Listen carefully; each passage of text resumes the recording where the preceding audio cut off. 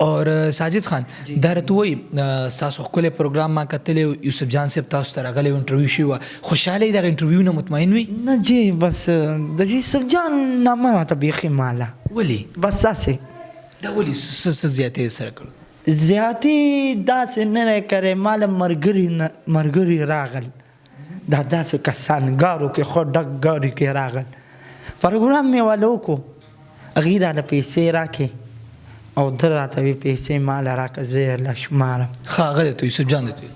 پیسو سره بس ما ته څنګه چې لا پیسې راکړه که نه وي نشته هغه رانه ورکې شوې هغه رانه بیا پیسې هغه رانه وغواړي نه دلته چې ملګرو کوم پیسې درکړي هغه یې درنه ویوړي او دلته نه بل ځای کې بل پروګرام له هغه ځای ته ورغلی وي او هغه ځای ته ورغلی م ښه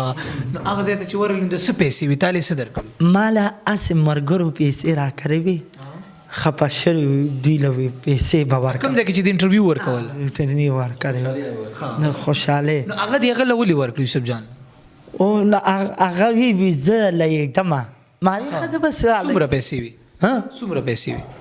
ما را بس داسې کاپۍ وه بس ما په خپل هم نه یې کتلې جی نو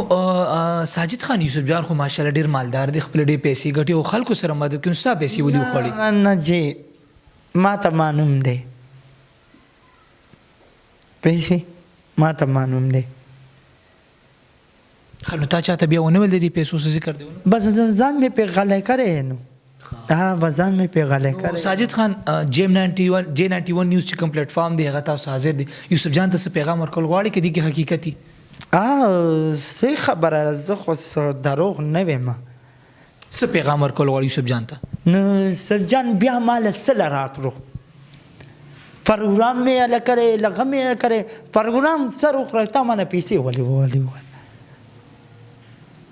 ویلي به دي ماله نیمې واقع راکړه درکړې به مې لاس نه یاله ولې په زور راکاږل داسې خلکو او خو ډک محفل کې داسې خو نه او غوسه یې م راسله غوسه هم شو درته غوسه شو ټیک شو